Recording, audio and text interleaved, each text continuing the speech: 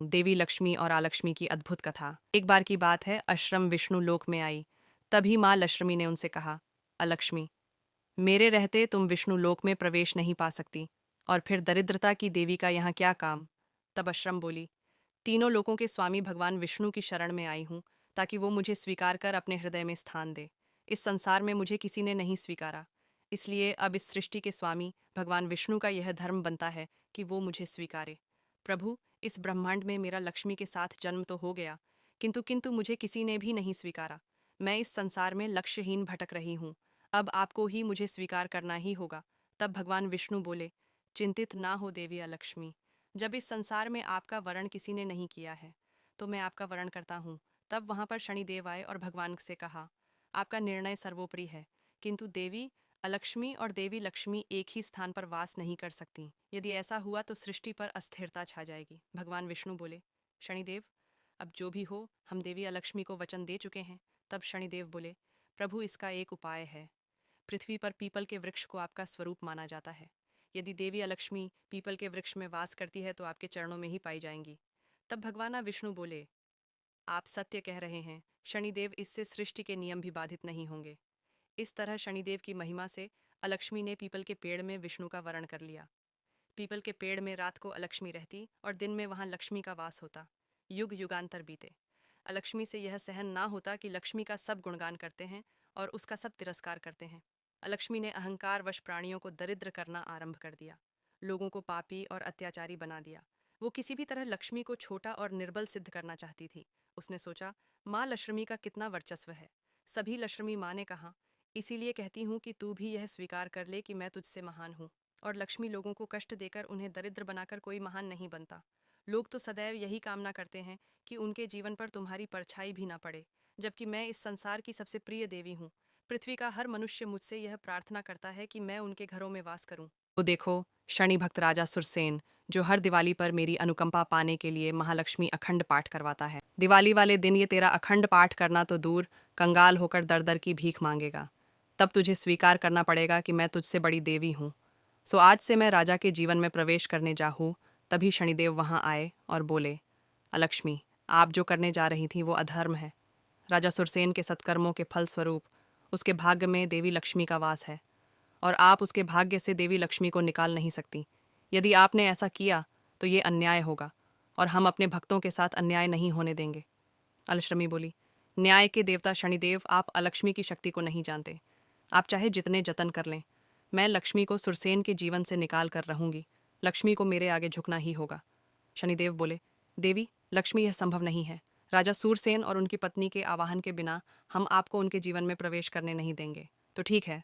अलक्ष्मी बोली, शनिदेव, अब आप ही देखिए, राजा सुरसेन और उसकी पत्नी मेरी पूजा करके स्वयं मुझे अपने जीवन में आने का निमंत्रण देंगे।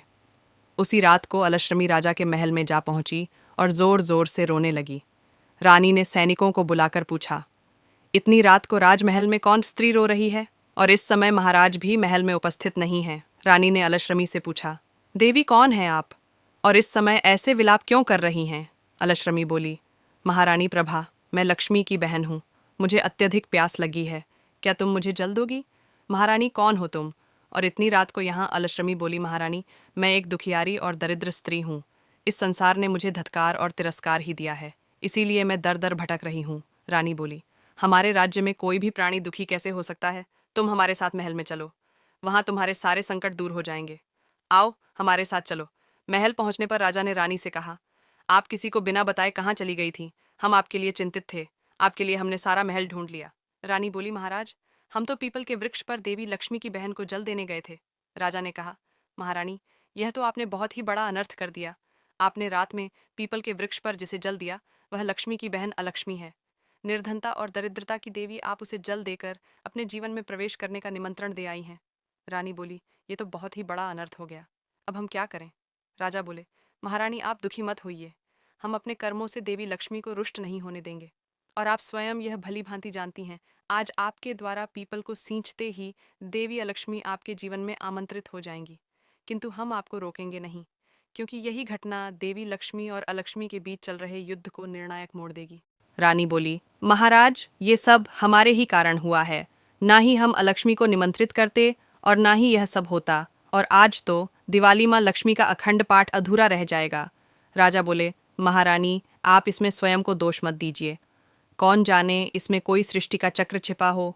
आप दुखी मत होइए, ना ही चिंता कीजिए। मैं आपके लिए भोजन की व्यवस्था करता हूँ। भोजन कर लीजिए। तभी पास से एक आवाज़ आई, बेटा कुछ खाने को मिलेगा क्या? 2 दिन से कुछ खाया नहीं, बहुत भूख लगी है। कुछ मिलेगा क्या? राजा बोले, लीजिए माई। और सारा भोजन उस औरत को दे दिया। रानी ने मन में सोचा, लगता है अब हमारे भाग्य में भोजन तक नहीं रहा। राजा बोले, महारानी ऐसा विचार मत कीजिए। हमें तो प्रसन्न होना चाहिए कि इस स्थिति में भी हम किसी की भूख मिटा सकते हैं। अलश्रमी ये सब देख रही थी और वो माँ लक्ष्मी से कहने लगी, राजा को अब सदा दरिद्र और निर्धन का जीवन जीना पड़ेगा। लक्ष्मी अब तो तुझे हार माननी ही होगी। देखा लक्ष्मी, जिन पर तेरी कृपा थी, जो दिवाली पर तेरा अखंड पाठ करने वाले थे, मैंने उन्हें दर दर का भिखारी बना दिया, और जिसके भाग्य में तू नहीं थी उसके भाग्य में तुझे पहुंचा दिया। और तू कुछ भी नहीं कर सकी। आज ये सिद्ध हो गया है कि मैं तुझसे श्रेष्ठ हूँ। मेरा अस्तित्व तुझसे कहीं अधिक है। तुझे मिटा देने का सामर्थ्य है मुझ में। लक्ष्मी बोली, तुम्हें क्या लगता है यह सब अधर्म करके तुम जीत गई हो? अभी अधर्म और पाप का न्याय होना शेष है।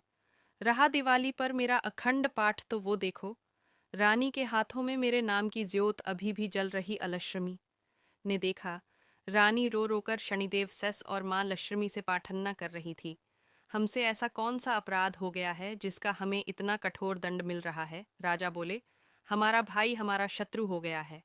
हम एक ही पल में राजा से रंग हो गए हैं। यदि यदि हमसे कोई अपराध हो गया हो तो हमें क्षमा कर दीजिएगा, हमें क्षमा कर दीजिएगा। शनिदेव बोले, शूरसेन तुम्हारा कोई अपराध नहीं। अपराधी तो हम बनते जा रहे हैं तुम्हारे देवी लक्ष्मी के कारण, किंतु अब तुम्हारे कष्टों के निवारण का समय आ चुका है। देवी लक्ष्मी, इस पीपल के वृक्ष का सहारा लेकर तुमने राजा सुरसेन के साथ छल किया है, परंतु अब यही पीपल का वृक्ष। तभी पीछे से अलक्ष्मी आई। राजा ने अपनी महारानी से कहा, आपके साथ ये देवी कौन है? रानी बोली, महाराज यह एक दुखिया नारी है, इसका इस दुनिया में कोई नहीं है, इसीलिए हम इसे महल में ले आए। राजा बोले, अच्छा किया। रानी बोली, इस देवी के रहने की व्यवस्था कीजिए। इस तरह अलक्ष्मी छल से सुरसेन के महल में प्रवेश कर गई। राजा और उसकी पत्नी ने लक्ष्मी की अखंड ज्योत जलाई और अलक्ष्मी ने अपने प्रभाव से राज्य में पाप और अधर्म फैलाना आरंभ कर दिया। लक्ष्मी दीपावली समीप आती गई और एक दिन अलक्ष्मी ने सुरसेन के भाई धर्मसेन को अपनी मोहिनी शक्ति में बांध लिया।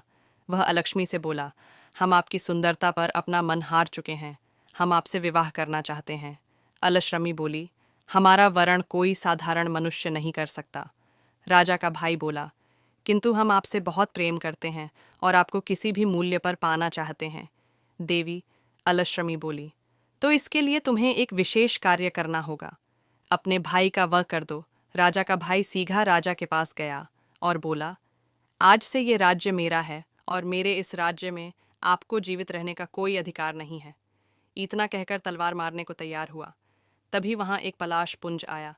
राजा के भाई ने पूछ, आप कौन हैं? शनिदेव बोले, मैं रक्षक, धर्म सत्य और न्याय का। महाराज आप महारानी के साथ कुछ समय के लिए इस राज्य से दूर निकल जाइए। राजा बोले, भय हमारा जीवन बचाकर जो उपकार आपने हम पर किया है वो हमें सदैव स्मरण रहेगा। शनिदेव बोले, राजन हमने आप पर कोई उपकार नहीं किया है, ये सब आपकी श्रद्धा और सच्ची भक्ति का फल जो हम आपको दे रहे हैं। तभी अलश्रमी वहां आकर बोली, शनिदेव मैं लक्ष्मी से सर्वश्रेष्ठ हूँ, आप कुछ भी कर लें, मैं राजा सुरसेन को भिखारी बना के रहूंगी।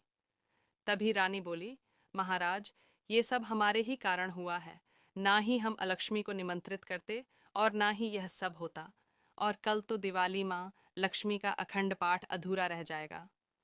महारानी आप इसमें स्वयं को दोष मत दीजिए। कौन जाने इसमें कोई सृष्टि का चक्र छिपा हो। आप दुखी मत होइए। रानी बोली, महाराज ये सब हमारे ही कारण हुआ है, ना ही हम अलक्ष्मी को निमंत्रित करते और ना ही यह सब होता, और आज तो दिवाली माँ लक्ष्मी का अखंड पाठ अधूरा रह जाएगा। राजा बोले, महारानी आप इसमें स्वयं को दोष मत दीजिए। कौन जाने इसमें कोई सृष्टि का चक्र छिपा हो। आप दुखी मत होइए, ना ही चिंता कीजिए। मैं आपके लिए भोजन की व्यवस्था करता हूँ। भोजन कर लीजिए। तभी पास से एक आवाज़ आई, बेटा कुछ खाने को मिलेगा क्या? 2 दिन से कुछ खाया नहीं, बहुत भूख लगी है। कुछ मिलेगा क्या? राजा बोले, लीजिए माई। और सारा भोजन उस औरत को दे दिया। रानी ने मन में सोचा, लगता है अब हमारे भाग्य में भोजन तक नहीं रहा। राजा बोले, महारानी ऐसा विचार मत कीजिए, हमें तो प्रसन्न होना चाहिए कि इस स्थिति में भी हम किसी की भूख मिटा सकते हैं। अलश्रमी ये सब देख रही थी और वो माँ लक्ष्मी से कहने लगी, राजा को अब सदा दरिद्र और निर्धन का जीवन जीना पड़ेगा। लक्ष्मी, अब तो तुझे हार माननी ही होगी। देखा लक्ष्मी, जिन पर तेरी कृपा थी, जो दिवाली पर तेरा अखंड पाठ करने वाले थे, मैंने उन्हें दर दर का भिखारी बना दिया, और जिसके भाग्य में तू नहीं थी उसके भाग्य में तुझे पहुंचा दिया। और तू कुछ भी नहीं कर सकी। आज ये सिद्ध हो गया है कि मैं तुझसे श्रेष्ठ हूँ। मेरा अस्तित्व तुझसे कहीं अधिक है। तुझे मिटा देने का सामर्थ्य है मुझ में। लक्ष्मी बोली, तुम्हें क्या लगता है यह सब अधर्म करके तुम जीत गई हो? अभी अधर्म और पाप का न्याय होना शेष है।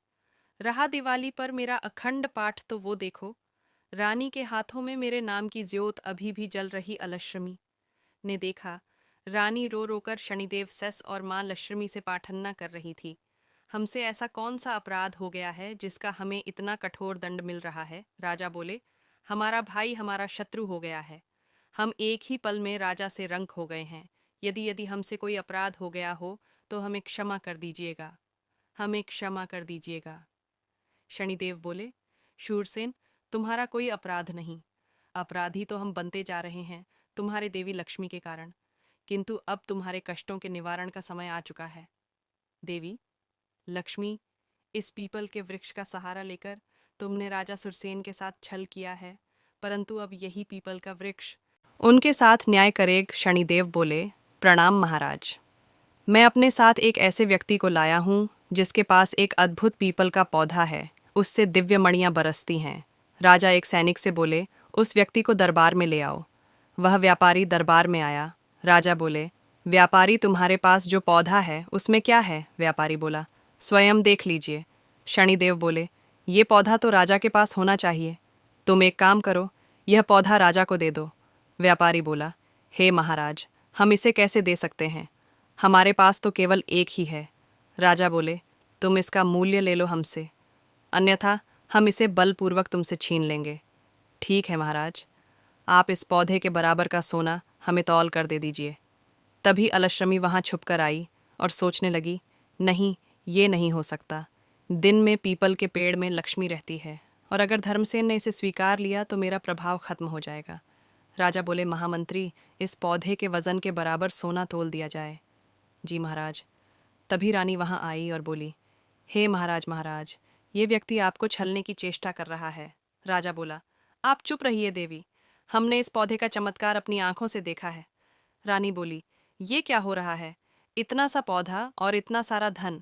व्यापारी बोला, महाराज, ये कोई साधारण पौधा नहीं है, इसमें से तो मणियाँ बरसती हैं। राजा बोले, सेनापति, और धन रखो। सेनापति बोला, महाराज, राजकोष का सारा धन समाप्त हो चुका है। राजा बोले, व्यापारी, अब हम क्या करें? हमारे पास तो कुछ भी नहीं बचा। व्यापारी बोला, महाराज, अभी तो सब कुछ आप ही के पास है। यदि आप अपना मुकुट इस तराजू पर रख दें तो हो सकता है आपके मुकुट का भार इस पौधे के भार के बराबर हो जाए। रानी बोली, ये आप क्या कर रहे हैं महाराज? यदि आपने मुकुट दे दिया तो आपका सब कुछ नष्ट हो जाएगा। राजा बोले, तुम चुप रहो। तभी वहाँ राजा का भाई आया। शनिदेव राजा के भाई से बोले, यह अलश्रमी है, तुम्हें इन्होंने अपनी माया में उलझाकर अधर्म करने पर विवश कर दिया। राजा का भाई बोला, हे भगवान, हे भगवान, ये मुझसे कितना बड़ा अपराध हो गया। इस अलक्ष्मी की माया में फंस गया। मैंने अपने देवता समान भाई पर इतना बड़ा अत्याचार किया। मैं पापी हूँ और मुझे इस दुनिया में जीवित रहने का कोई अधिकार नहीं है। मैं खुद को खत्म कर दूंगा। तभी शनिदेव बोले, ठहरो राजन, ठहरो राजन, जीवन समाप्त कर देने से पापों का प्रायश्चित नहीं हो जाता। राजा, जाओ, अपने भैया और भाभी को ले आओ और उनके अखंड लक्ष्मी पाठ का संकल्प पूरा करवाओ। शनिदेव बोले, देवी अलक्ष्मी अति सबसे बुरी होती है। आज आपके अहंकार के अति को दंड मिलेगा। हम आपके अहंकार को दंडित करके सदा सदा के लिए आपके अस्तित्व को इस संसार से मिटा देंगे। अलक्ष्मी बोली, बहन, लक्ष्मी बहन, मुझे बचा लो। शनिदेव मुझे इस संसार से नष्ट कर देंगे। शनिदेव के दंड से मेरी रक्षा करो। लक्ष्मी बहन, रक्षा करो। रक्षा करो बहन, रक्षा करो। अलक्ष्मी बोली, शनिदेव मुझे क्षमा कर दीजिए। मैं स्वीकार करती हूँ कि लक्ष्मी मुझसे श्रेष्ठ है। सब लक्ष्मी की कामना करते हैं, मेरी किसी को भी आवश्यकता नहीं। तभी माँ लक्ष्मी वहाँ आई और बोली, शनिदेव आप इन्हें क्षमा कर दीजिए। जब इन्हें अपनी भूल का आभास हो गया है तो आप भी इन्हें क्षमा कर दीजिए, क्योंकि यदि अलक्ष्मी का अंत हो गया तो लक्ष्मी की महानता कौन जान सकेगा। यदि लोग निर्धन नहीं होंगे तो धन का महत्व कौन समझेगा।